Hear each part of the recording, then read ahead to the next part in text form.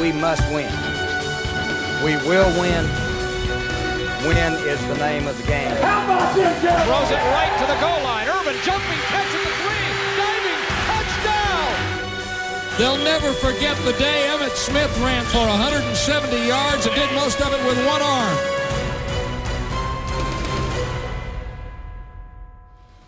Hello and welcome to Cowboys Classics from the Vault. I'm Nick Eatman here at Valley Ranch in the Cowboys TV department, in the control room where all of the behind-the-scenes action takes place, from the editing and the producing of Cowboys programs such as Cowboys Classics, where we take some of the best games in Cowboys history and give you a different perspective, field-level shots that you probably haven't seen before. After a shocking home playoff loss to Arizona in 1998, it was even more important for the Cowboys to get the '99 season started off on the right foot. What better way to kick off a season than against your bitter division rivals, the Redskins, on the road? So let's look at the '99 season opener between Dallas and Washington. You couldn't have found a better day to open the 1999 season. FedEx Field in Landover, Maryland, housing one of the NFL's best rivalries. The Cowboys and Redskins had numerous classics in the past, but nearly 4 hours later, this one would find itself near the very top of the list. It don't get no better enough.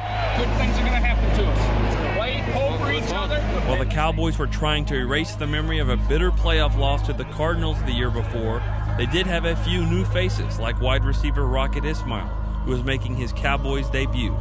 Still, the Cowboys weren't exactly forgetting about their veteran warrior, Michael Irvin, and on this day, the offense would need plenty from both. Defensively, the Cowboys were without injured star cornerback Deion Sanders, who delivered his own message to some heckling Redskins fans. But despite the hostile crowd, the Cowboys exploded out of the gate. Troy Aikman found his tight end David LaFleur for 2 early scores, and the Cowboys had a 14-3 lead in the first quarter. Cowboys fans would have been even more jacked up had Aikman hit Ismail on this bomb late in the first quarter. Something tells me the quarterback would look his way again. But until then, Washington, behind Brad Johnson, turned the game around with 28 unanswered points.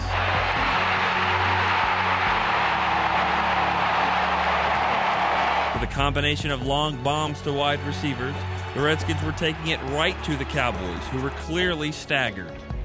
Running back Stephen Davis scored a pair of second-half touchdowns, and the Redskins had completely taken over, cruising to a comfortable 35-14 lead early in the fourth quarter. Defensively, we were just giving up way too many yards, giving up way too many big plays, but anytime you got a guy like Troy Aikman, Emmitt Smith, Michael Irvin, you always feel that you're still in the game. After Emmitt Smith first cut into the lead with a 1-yard touchdown run, the Cowboys were back at it again. This time, Aikman found the playmaker on a 37-yard score. With 5 minutes left to play, the Cowboys were within only a touchdown.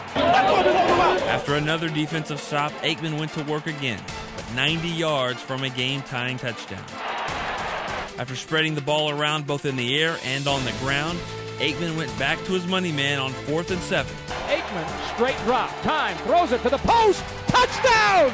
He nailed the touchdown to Michael Irvin. Well, for those of you who have said Troy Aikman is not capable of bringing the Cowboys from behind, put that in your pipe. While the celebration was uncontrollable, there was still enough time for the Redskins, who found themselves in field goal position with just 2 seconds remaining on the clock. Snap was a little high. They dropped the snap. Conway running left. Williams tackles him. We are going to overtime. Woo! The Cowboys held on defense and got the ball right back. This time, Aikman would call Rocket's number again, drawing up a play that nearly worked earlier in the game. Aikman, play fake, back with time, deep, he's got Rocket alone. Rocket, caught it at the 40. Rocket to the 10. Rocket, touchdown. Dallas wins in overtime. Aikman to Ismail, 76 yards, and it's one of the best in the series. And the series goes all the way back to the original Cowboys in India. It's the same play that Rocket Ismail dropped in the first quarter. While it was a smashing debut for Rocket Ismail, it didn't overshadow Aikman's record-setting day. His 5 TD passes set his own personal record and tied the franchise mark. His 362 passing yards were the 4th highest of his career. None of them were sweeter than the final 76, giving the Cowboys a thrilling, albeit remarkable, comeback for the ages.